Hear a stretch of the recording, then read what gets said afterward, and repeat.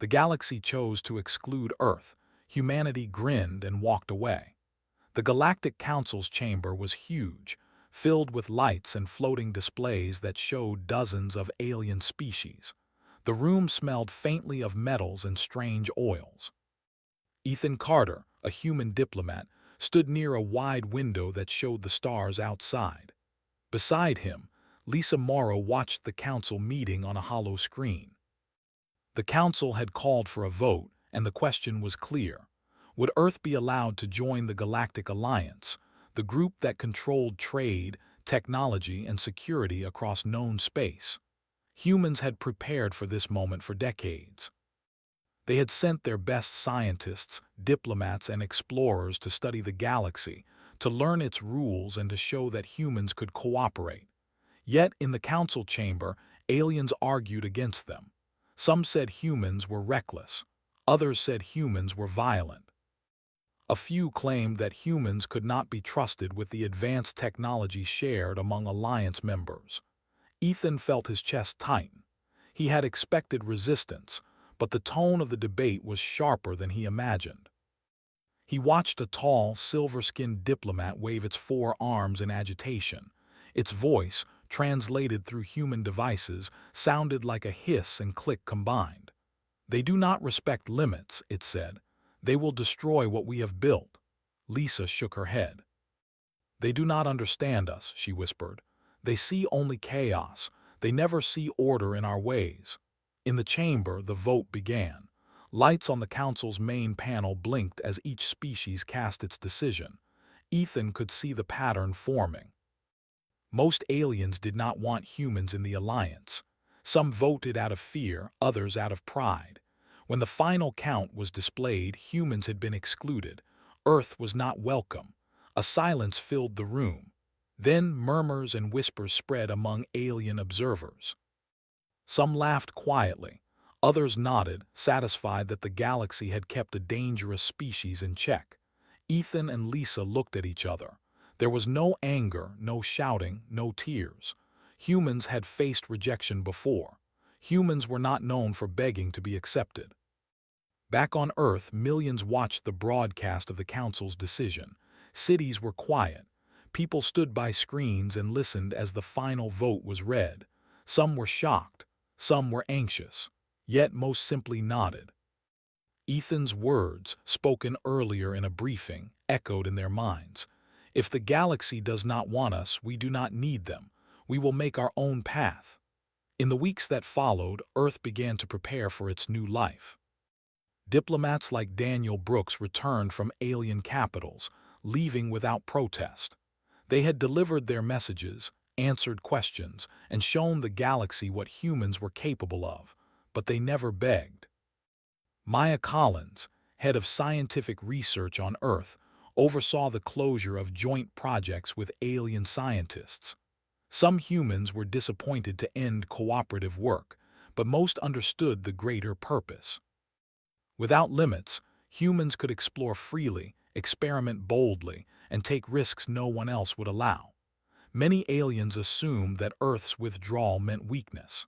They thought humans would struggle without access to advanced technology, trade networks, and political support. They believed humans would beg to be included again after a few years. The council members congratulated themselves in private, imagining a galaxy without human interference. No one guessed how wrong they were. On the ground, humans quietly worked to expand their knowledge and capabilities. Engineers tested new propulsion systems, designed for speed and endurance. Scientists developed energy sources that did not rely on alien materials. Students in classrooms studied mathematics, physics, and biology not to meet alien standards but to surpass them. Humans had learned that limitations often came from others, not themselves. Without the council, those limits were gone. Ethan walked through a busy laboratory in New York City, where a team was assembling the first prototype of a long-range exploration ship. He paused to watch as Alex Turner adjusted a component in the engine system. The device hummed, glowing faintly with blue energy. "This will take us farther than anyone in the galaxy expects," Alex said, grinning. Ethan nodded. "Let them think we are weak," he said. "Let them watch. The galaxy does not control us." Lisa visited a habitat where humans were learning to grow food in enclosed environments. She observed young children tending plants under artificial sunlight. "They will never know how capable we are until they see it," she said softly. Workers nearby smiled.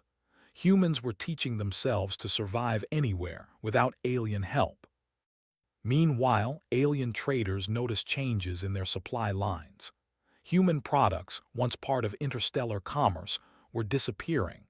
Some ships returned from Earth with fewer goods, others with advanced designs that alien engineers did not understand. Rumors spread in alien markets that humans were not declining but building something new and secret. Council leaders dismissed these rumors as arrogance, confident in their decision. Humans also invested in exploration. Small unmanned ships were sent beyond known space, collecting data, mapping hidden star systems, and testing limits. Ethan and Maya reviewed reports daily. Each discovery showed humans could adapt, overcome challenges, and innovate faster than many alien species believed possible. Every success built confidence, and every failure taught resilience. Humans were not begging, not crying, not waiting. They were walking their own path. On one clear evening, Lisa stood on a hill overlooking a city. Lights twinkled below and above, stars shone bright. She thought of the council chamber, the rejection, and the whispers of the galaxy. Yet she felt no fear. "We do not need approval," she whispered. "We only need ourselves." Ethan joined her, handing her a small cup of warm tea. "Let them laugh," he said.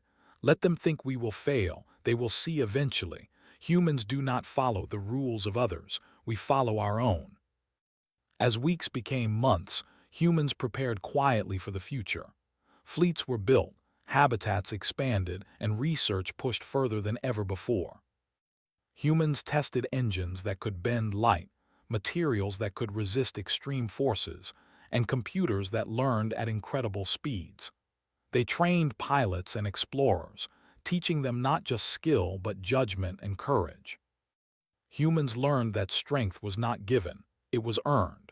The galaxy remained unaware of what Earth was achieving. Council meetings continued. Aliens spoke of humans as a minor threat, a species contained by distance and isolation. Yet humans smiled quietly. Rejection had freed them. Every alien who had doubted humans had made the same mistake. They measured humans by fear and misunderstanding, not by determination and ingenuity. In small villages, in crowded cities, and in orbital stations, humans told stories of exploration and innovation. Children imagined flying to distant stars. Young adults dreamed of building machines no alien could understand. Scientists and engineers worked side by side, inventing things the council would have banned. Humans were no longer limited by rules, by fear, or by alien opinion. They were free, and freedom was their greatest weapon. Ethan returned to the council broadcast one evening, replaying the moment Earth was rejected. He did not feel anger. He did not feel loss. He felt opportunity. "We were given nothing," he said to Lisa, "and now we have everything." Lisa smiled. "Let them think they won," she said. "Let them watch us walk away. They will see soon enough that humans do not need permission to thrive." And so, Earth began its quiet transformation.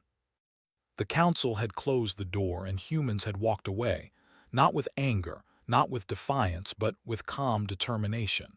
They would learn, build, and explore without anyone dictating their path.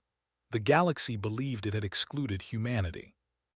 In truth, it had only given humans the freedom to grow stronger than anyone expected after the council's rejection. Humans did not wait for permission or approval. The galaxy thought they would beg, they thought they would fail, but humans quietly began to walk away. Fleets that had once been used for diplomacy were now reorganized for exploration. Ships were upgraded, engines redesigned, and navigation systems rewritten by human engineers like Alex Turner. Every change was made without consulting alien standards. Humans made decisions for humans alone. Daniel Brooks, one of Earth's senior diplomats, returned from a distant alien capital.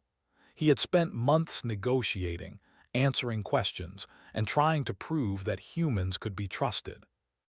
He left without protest, carrying only reports and small gifts of human technology. Alien leaders watched him go, smiling at what they believed was human defeat. Daniel, however, felt calm. He understood a truth the Council had forgotten. Humans did not need approval. Humans did not follow rules made by others.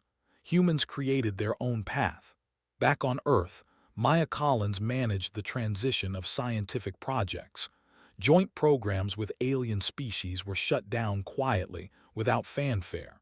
Equipment was moved back to human laboratories. Data was copied, analyzed, and improved.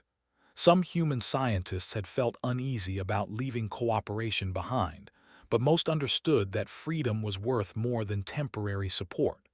Human research could now move faster, without debate or veto from the Council. Humans began to explore space in ways the galaxy had never seen. Small unmanned ships were launched to distant systems, testing engines that could bend gravity slightly, allowing travel faster than conventional methods. Humans mapped unknown star systems, recorded data on new planets, and tested life support systems in environments no alien had considered safe. Each discovery was shared only on Earth at first. Humans wanted no praise, only progress. Trading relationships with aliens changed quietly. Human products, once central to interstellar commerce, slowly disappeared from alien markets. Spaceships carrying human goods returned from Earth with advanced materials and designs that confused alien engineers. Rumors spread across trade routes that humans were building something new, something powerful. Some traders worried, but pride and disbelief kept the Council from acting.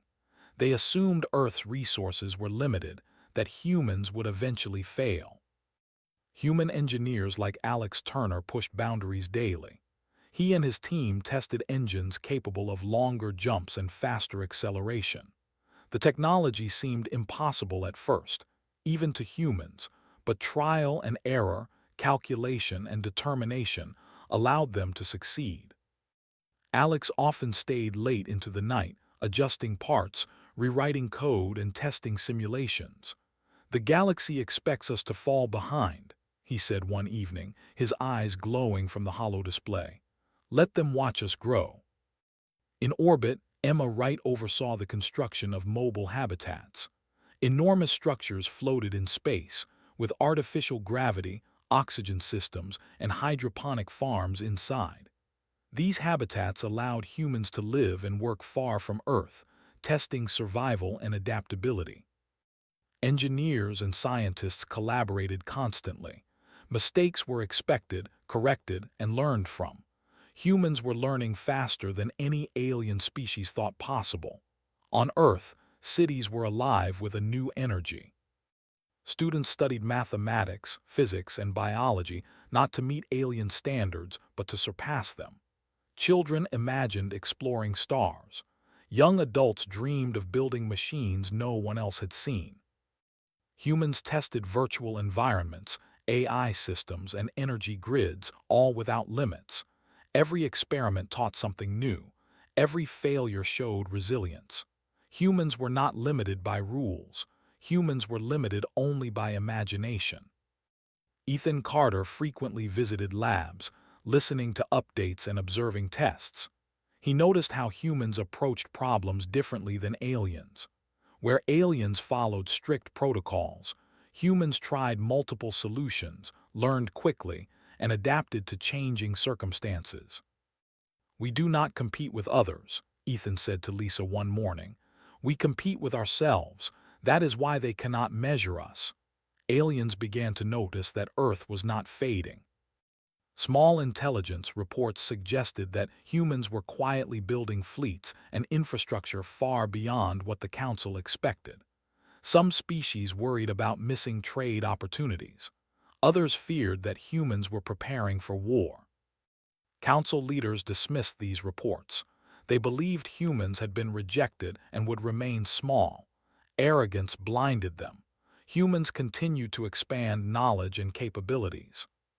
Pilots were trained for long journeys. Engineers learned to repair ships in space without stations. And scientists explored new energy sources. Humans tested materials that could resist radiation, gravity, and extreme heat. Students learned survival skills, mathematics, and navigation. Humans were preparing not for approval but for freedom. One day, a young engineer named Liam Parker demonstrated a new communication device that could transmit across vast distances instantly using quantum signals. The Council had forbidden such experiments, fearing instability. Humans, however, had no council to forbid them. Liam's invention allowed coordination of fleets and research across light years in real time. Ethan watched the demonstration, amazed at how quickly humans adapted. Aliens began to whisper about humans in secret. Traders noticed that humans could build engines faster than anyone predicted. Scientists noticed that human designs were unconventional but effective.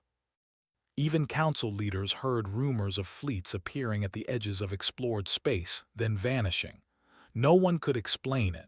No one could match it. Humans were growing quietly, patiently, and the galaxy was blind to it. On Earth, people worked without glory. Engineers built engines, ships, and habitats. Scientists tested energy and life support systems. Young pilots practiced maneuvers in simulators far from prying eyes.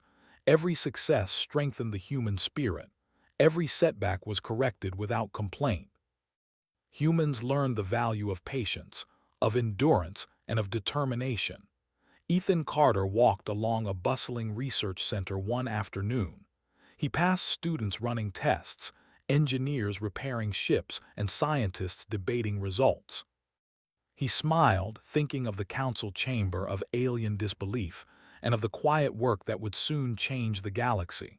Lisa Morrow joined him, carrying reports from orbital stations. "They do not see what we are becoming," she said. "They think exclusion will hurt us. In truth, it frees us."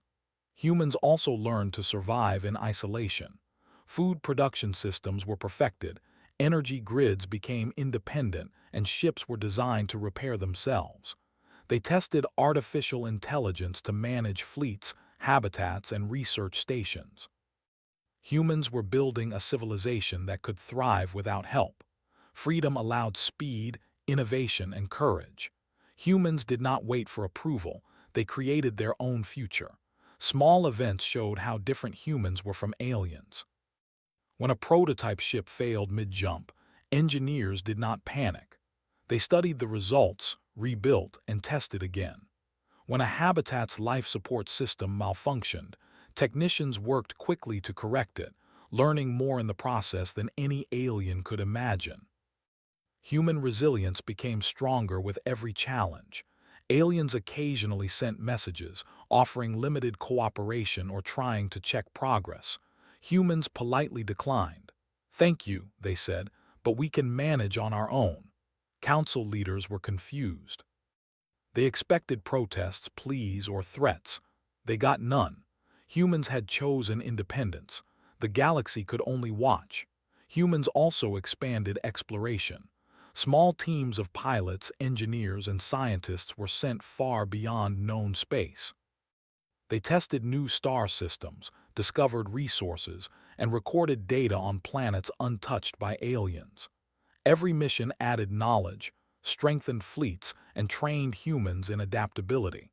Humans were learning faster than any species in the Council predicted.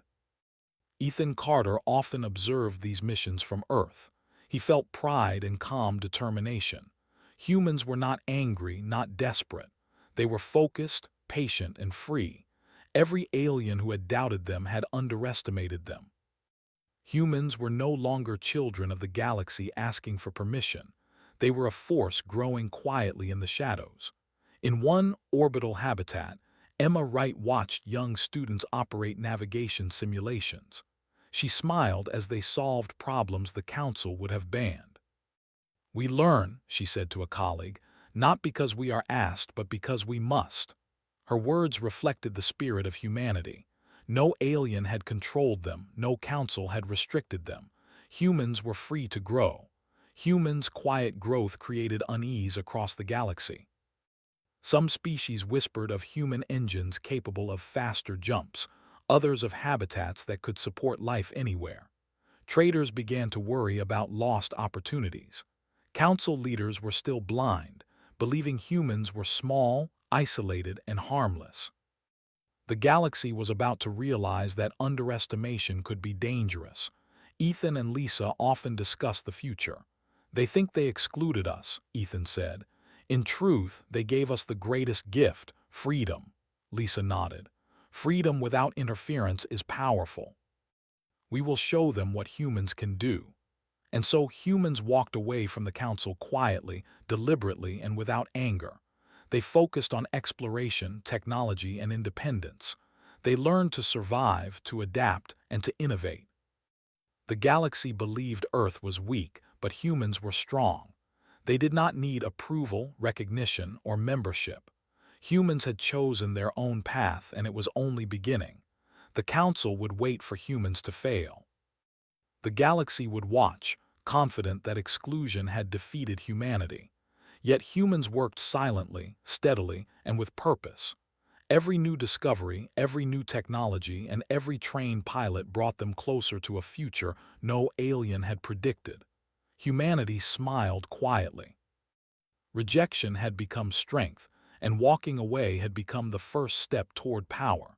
Humans were no longer asking for a place in the galaxy. They were creating a galaxy in which they would exist on their own terms. The galaxy had excluded them, but humans had turned exclusion into opportunity.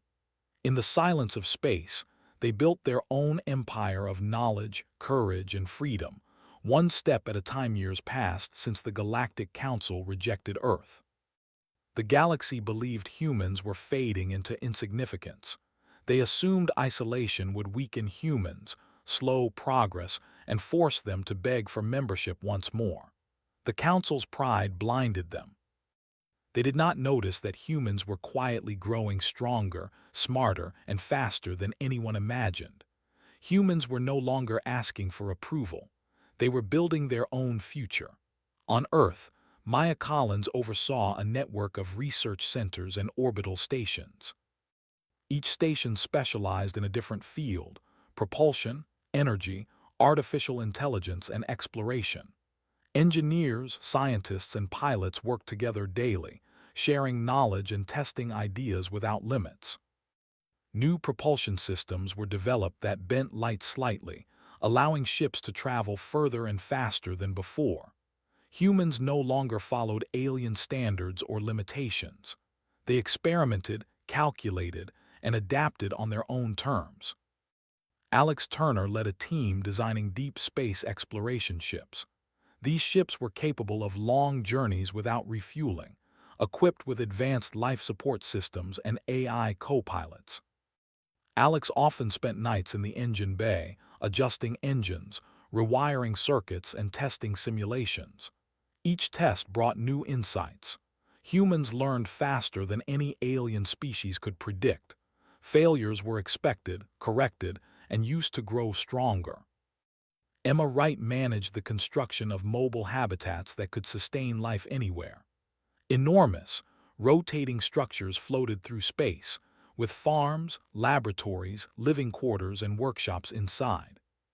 Humans could live and work far from Earth, exploring new star systems while maintaining safety and comfort.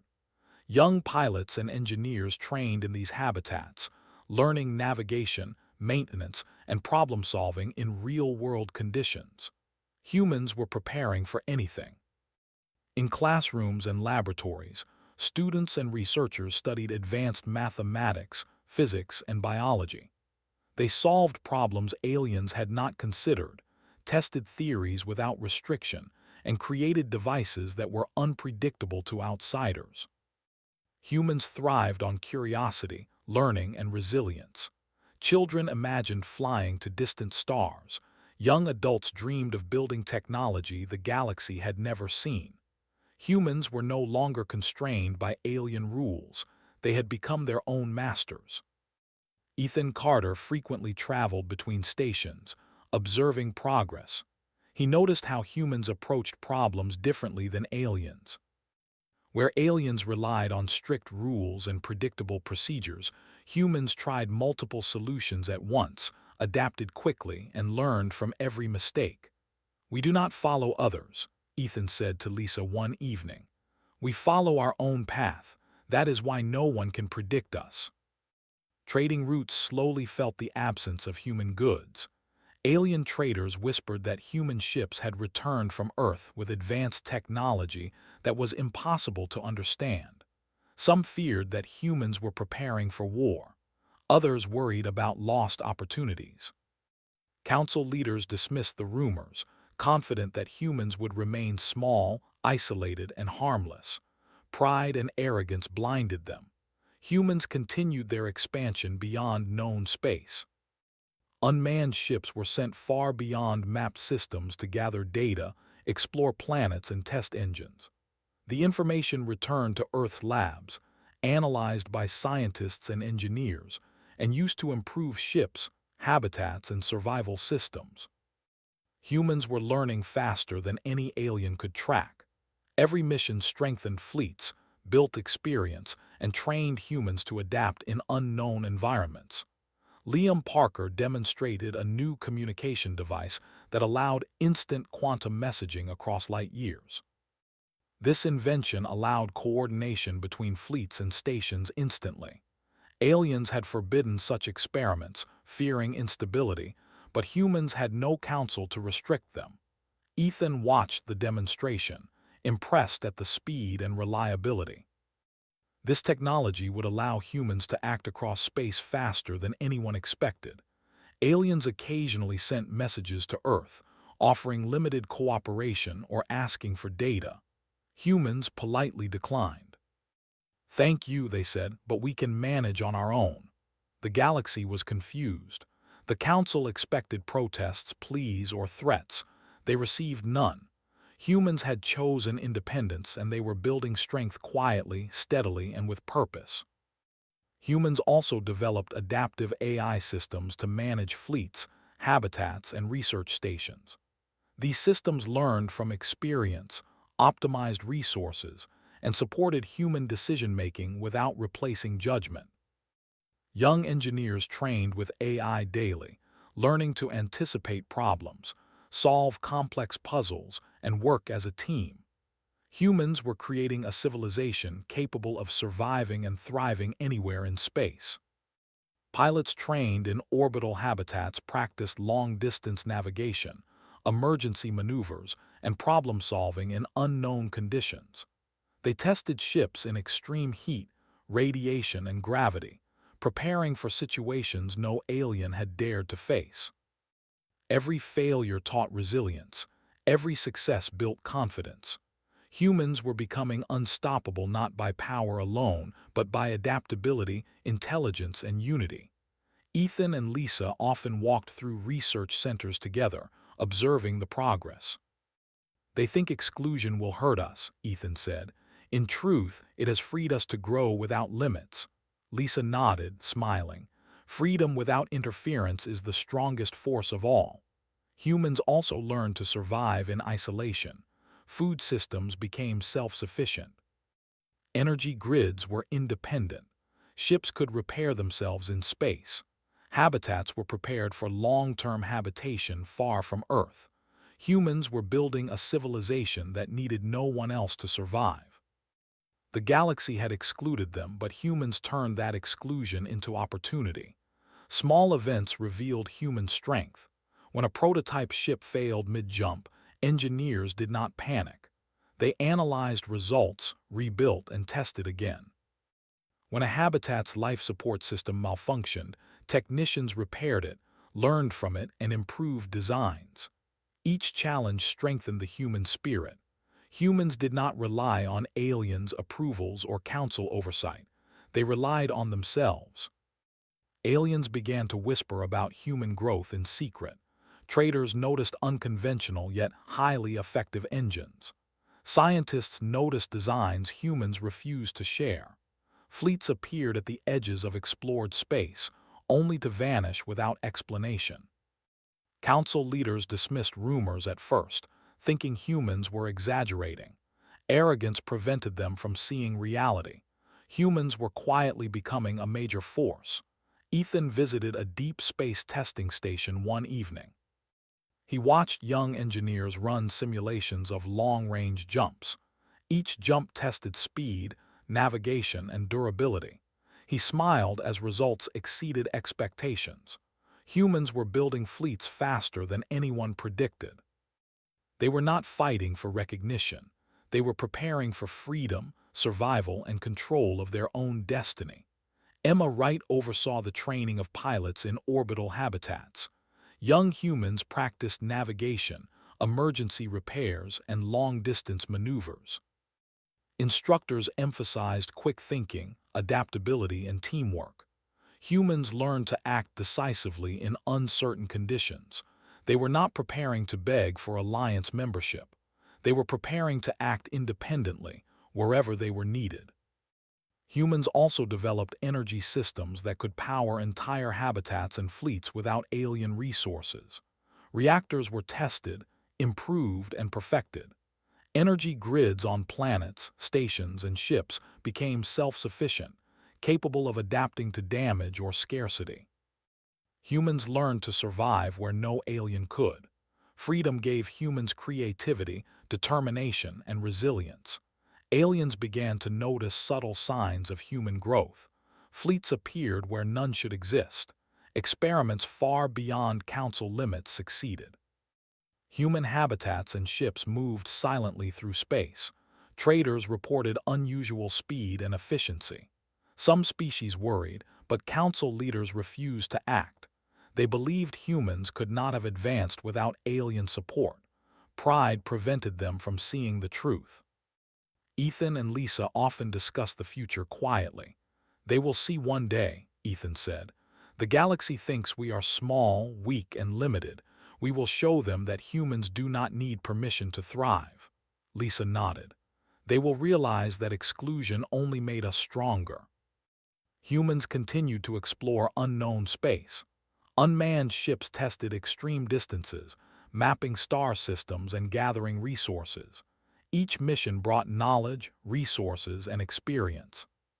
Humans learned to survive and adapt in extreme conditions, preparing for situations the galaxy had never imagined. Every discovery, every new technology, and every trained pilot strengthened humanity. The galaxy remained blind. Council leaders assumed humans were fading, growing slowly and losing influence. In reality, humans were growing faster, learning quicker, and building more than anyone had imagined. Exclusion had not weakened them.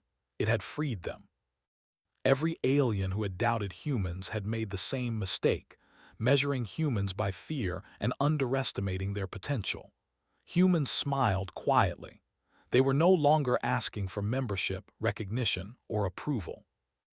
They had chosen independence, and independence gave them strength. In labs, stations, and habitats across Earth and beyond, humans learned, built, and trained. Every action was deliberate, focused, and calculated. Humans were walking their own path, creating a galaxy in which they could exist on their own terms. And so, unseen by the galaxy, humans grew. They expanded, learned, and prepared. They built fleets, habitats, and technologies without interference. They trained generations of pilots, engineers, and scientists. The Council believed humans had been excluded. In truth, humans were preparing to return to the galaxy in a way no one expected, stronger, wiser, and free. The galaxy had been quiet for decades. Humans were no longer part of the Council, no longer participating in trade alliances, and no longer asking for permission. The Council believed Earth had faded, forgotten, and would remain small. They were wrong. Humans had grown, quietly, steadily, and without anyone noticing. Now the galaxy was about to learn a A sudden crisis erupted near the center of the galaxy. An unknown force, massive and destructive, attacked several core worlds. Fleets sent by the Council were destroyed or forced to retreat. Trade routes were cut, communication lines disrupted, and panic spread across multiple star systems. Alien leaders called emergency meetings, debating how to respond. Fear filled the council chambers. "We cannot hold them," a blue-skinned diplomat said, its voice trembling. "Our fleets are failing, our citizens are at risk. Perhaps we should contact Earth," another suggested. "They may help us if we ask." The council paused. Many species hated the idea. They had long believed humans were weak, small, and isolated. Asking for help seemed like a humiliation. But reports kept coming. Fleets disappearing, planets burning, technology failing. Desperation grew. On Earth, Ethan Carter and Lisa Morrow watched the news. Humans had been monitoring the crisis quietly through unmanned ships and sensors placed beyond known space. No one had noticed. Humans had the data and they had prepared. Ethan turned to Lisa. "They do not know we are ready," he said. "They expect to call us in." "We will not wait, we will act." Mara Simmons, commander of the human fleet, gave orders calmly. Ships that had been in deep space training for years began to assemble. Pilots, engineers, and AI systems coordinated instantly through quantum communications. Humans did not debate, negotiate, or ask for permission. They acted. Fleets jumped into the conflict zone with precision. The first human ships appeared at the edge of the attack. Council observers gasped. The ships were sleek, faster than anything known, with weapons and shields designed for maximum efficiency. No warning had been given. Humans did not broadcast their arrival, they simply acted. Mara's voice was calm in the command center. "We secure the route and evacuate civilians. Engage only when necessary." Human pilots moved with discipline, precision, and speed. They coordinated attacks that disabled enemy vessels without unnecessary destruction. Civilians were evacuated from battle zones with care and efficiency. Alien fleets, watching in disbelief, could not understand the strategy. Humans did not rush. They observed, calculated, and struck only when advantage was certain. Ethan and Lisa monitored operations from Earth. They saw fleets respond in ways that alien observers could not predict. Humans were using technology developed in isolation, engines capable of extreme maneuvers, AI systems anticipating enemy moves, and tactics that no council general had ever considered. Every move was deliberate, every action efficient. Humans were not asking for approval, they were showing capability.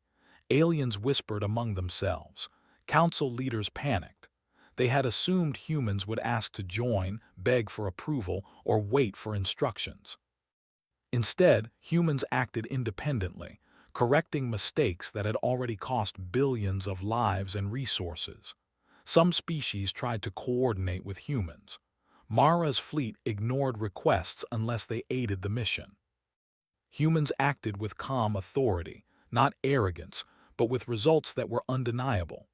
Ships carrying human engineers deployed mobile habitats near damaged planets. These habitats produced food, clean water, and medical supplies for survivors. Human doctors and AI systems coordinated triage for injured civilians.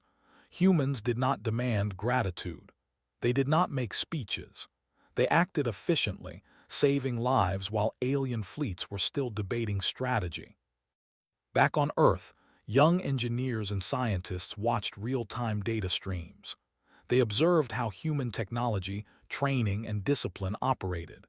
Students smiled quietly. They understood that all their years of preparation, study, and testing had contributed to this moment.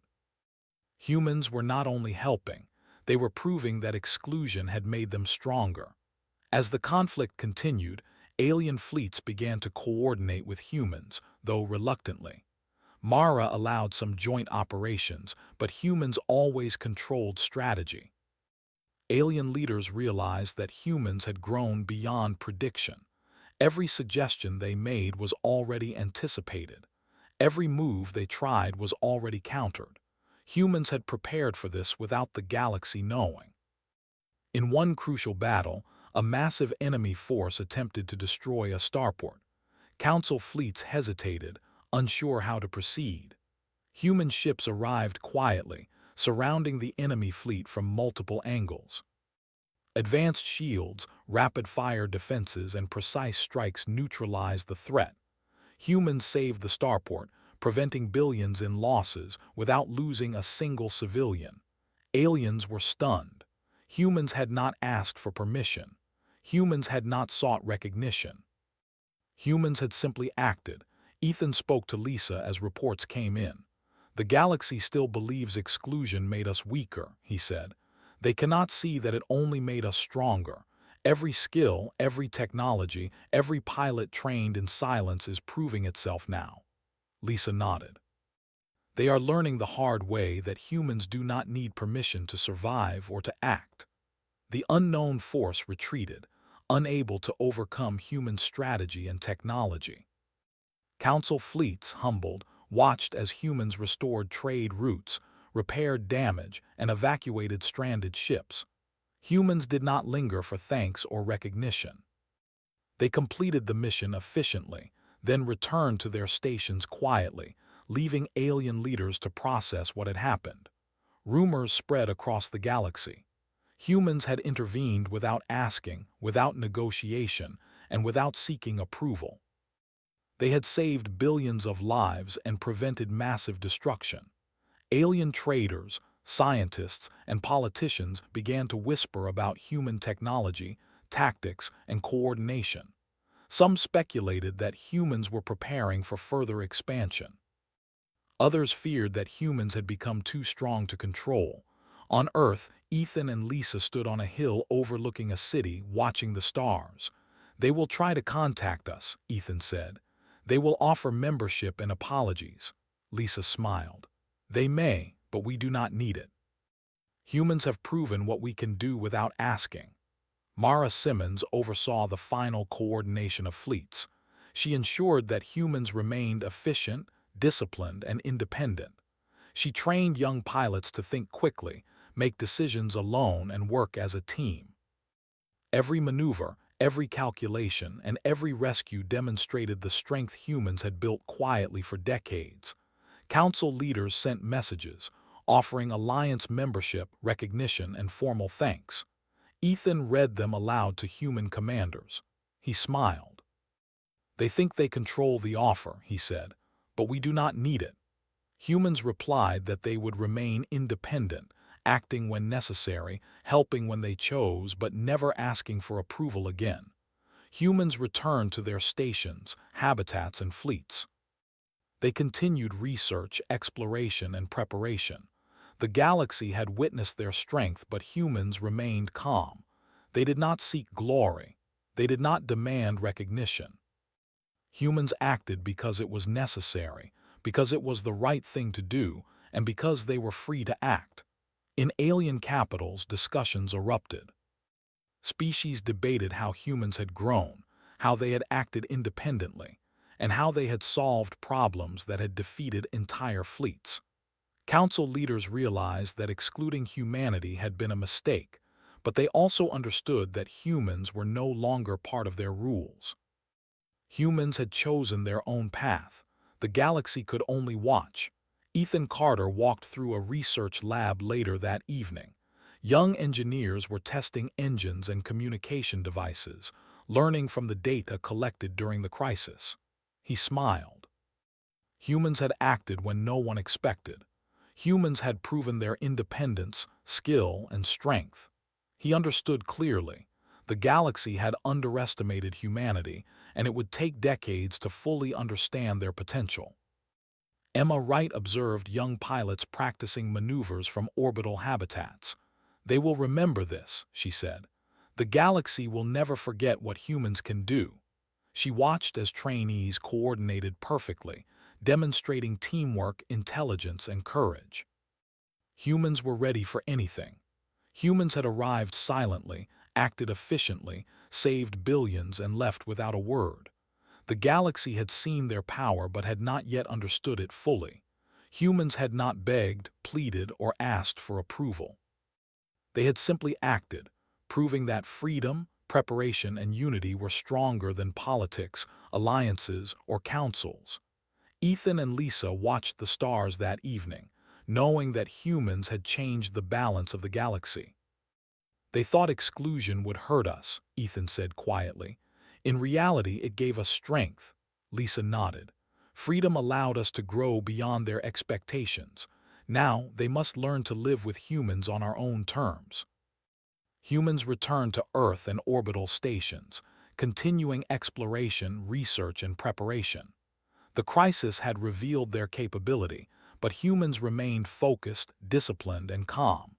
They did not seek praise, recognition, or membership. They had chosen independence, and that independence had become their greatest weapon. The galaxy had seen a glimpse of what humans could do, but the full story was only beginning. Humans had acted with precision, intelligence, and courage, showing that exclusion had not weakened them. Humans had proven that preparation, freedom, and unity were more powerful than any alliance, council, or expectation. And so humans quietly returned to their own work, their fleets, their habitats, and their research. They had acted when the galaxy needed them, but on their own terms. Humans had shown their strength, independence, and resilience, and the galaxy would never underestimate them again. The galaxy had been shaken. Humans had appeared in the middle of the crisis, acted with precision, saved billions of lives, and left without demanding recognition. Council leaders, alien politicians, and traitors alike were astonished. Humans had proven their strength, independence, and capability. The council sent messages of apology, offers of full membership, and requests for alliance. They assumed humanity would accept gladly. They were wrong. Ethan Carter read the council's formal message aloud in a secure chamber on Earth. Lisa Morrow, Mara Simmons, and other senior leaders listened carefully. The message was long, polite, and filled with praise. It offered humans a seat in the council, access to advanced technology, and political recognition. Most species assumed humans would now beg to be included, grateful for validation. Ethan put the message down and looked at the team. "They believe we need them," he said quietly. "They think exclusion has taught us a lesson. They do not understand what we have built." Lisa nodded. "They cannot see that we never needed permission. We acted because it was necessary, not because they told us to." Mara spoke next. "They think membership will bind us, control us, or influence our decisions. We are not theirs to command. We have chosen independence. We will help, trade, and explore when we choose, not because we are asked." The council's offer sat on the table, elegant and formal, but humans saw it for what it was: recognition too late. Decades of quiet preparation, technology development, fleet training, and exploration had created a civilization capable of acting across the galaxy without interference. Humans had already proven their worth. They did not need approval. On Earth, news of the Council's offer spread through the population. Humans across cities, stations, and habitats discussed it, but there was no debate. Humans did not argue or fight over whether to accept. The answer was clear: they would remain independent. Humans had learned to rely on themselves. Humans had acted alone when the galaxy needed them most. Humans would continue to walk their own path. Ethan drafted the response, careful and clear. The message was polite but firm. Humans thanked the Council for their recognition, but declined membership. They explained that they would act when necessary, trade when they chose, and share knowledge when it served humanity, but they would not allow anyone else to dictate their actions. The message was sent through secure channels, reaching the Council with precision. Aliens across the galaxy were confused. Species debated why humans refused membership. Council leaders argued that humans could gain protection, influence, and wealth by joining. Traders and scientists whispered that humans were missing opportunities. Yet humans had already demonstrated that their greatest strength was independence. On orbital stations, Mara Simmons gathered fleet commanders for a briefing. "Our response is simple," she said. "We do not need approval, we do not seek recognition. We act because it is necessary. We remain humans free to choose our path." Pilots and engineers nodded. Training continued, research moved forward, and exploration expanded. Humans did not rest on past accomplishments. Every success inspired new challenges. Every new mission taught lessons for the future. Ethan walked through a laboratory in New York City. Students tested engines, scientists developed new energy sources, and engineers ran simulations of long-range navigation. Humans worked tirelessly, not for recognition, not for alliance, but because it was their choice. Freedom allowed speed, creativity, and courage. Humans were not asking permission, they were shaping their own future. Lisa Morrow oversaw projects on distant orbital habitats. Habitats expanded with farms, laboratories, and living spaces, all designed for sustainability and adaptability. Humans trained to survive anywhere, in any environment. Every young engineer, scientist, and pilot learned that independence required responsibility, preparation, and courage. Humans were free, and they were ready. Alien fleets sometimes contacted humans, requesting cooperation in emergencies. Humans responded when necessary, efficiently and decisively, but always on their own terms. No human ship acted without coordination from Earth Command. Humans helped when it aligned with their goals, not because they were ordered or asked. Their actions were measured, precise, and effective. Ethan and Lisa often observed humans in action. They saw pilots managing fleets, engineers repairing ships in space, and scientists developing technology faster than any alien could predict. Humans had grown beyond prediction, beyond expectation, and beyond the Council's control. Every action showed capability, unity, and strength. Humans were free, and the galaxy had no choice but to accept it. In classrooms across Earth and orbital habitats, students studied history, science, and strategy. They learned about the Council's rejection, the silent preparation, and the crisis in the core worlds. Teachers emphasized the lesson. Humans do not need permission to act, to learn, or to thrive. Independence was not just survival, it was power. Students imagined exploration, innovation, and leadership without limits. Humans were preparing the next generation to continue what they had begun. Pilots trained for unknown systems. Engineers tested extreme energy grids, and scientists explored life support systems capable of sustaining civilizations far from Earth. Humans built fleets that could respond anywhere in the galaxy. Mobile habitats allowed long-term missions without alien reliance. Humans had learned to survive, adapt, and act independently. The galaxy had underestimated them for too long. Ethan spoke to a group of young engineers one evening. "We do not need permission, recognition, or approval," he said. "Our work is not for them. It is for us, for our survival, and for our future. We have proven that humans act, adapt, and grow when it is necessary. We are free, and that freedom is our strength." Emma Wright visited a training habitat, watching young pilots coordinate maneuvers and problem-solving exercises. "Every step, every lesson, every challenge prepares us," she said. "We act because we choose, not because we are asked." She observed their focus, teamwork, and discipline. Humans had learned to operate independently in ways no alien species could predict. Council leaders continued to debate. Some wanted to insist on human membership, fearing loss of influence. Others argued that humans would never accept, and that continued pressure could provoke resistance. Humans, however, did not respond to pressure.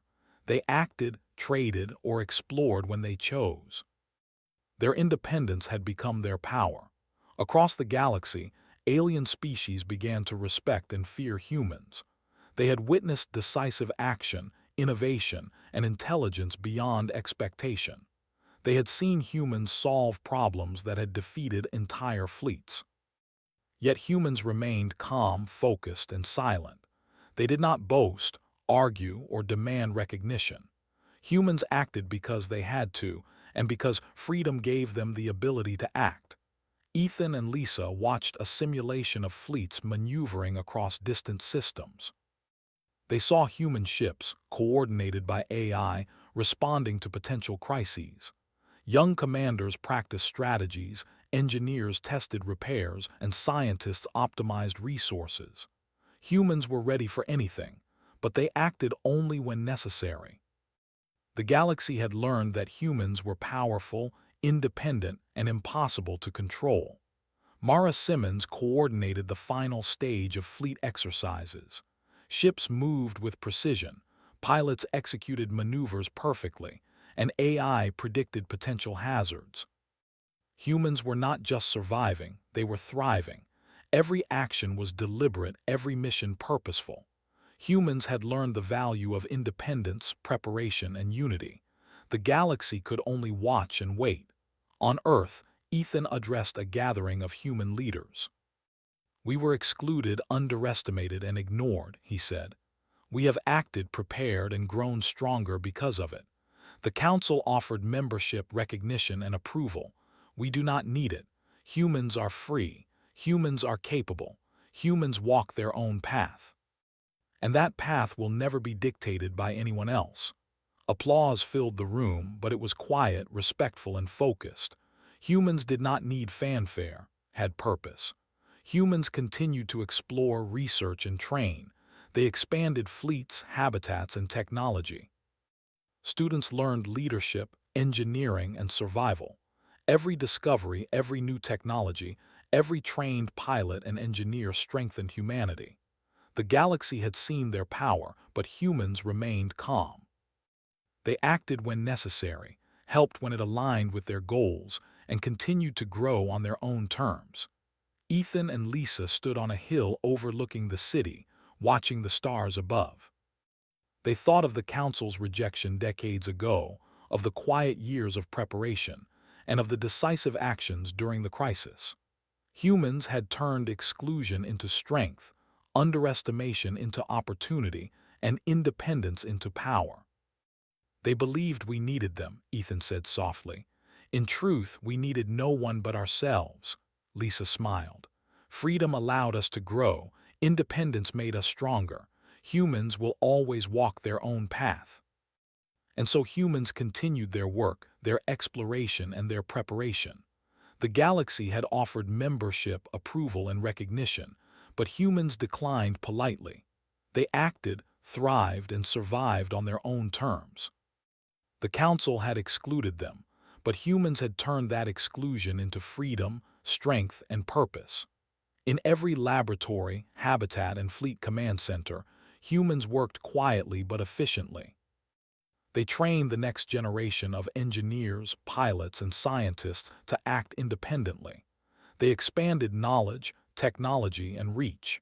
Humans had proven that they did not need approval to thrive. Their independence had become their greatest weapon, their freedom their greatest asset, and their unity their greatest strength.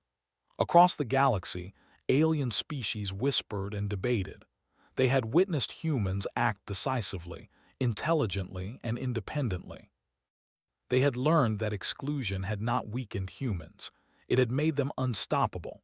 The Council had offered recognition, but humans had chosen freedom. Humans would help, trade, and explore when they chose. They would never again ask for approval.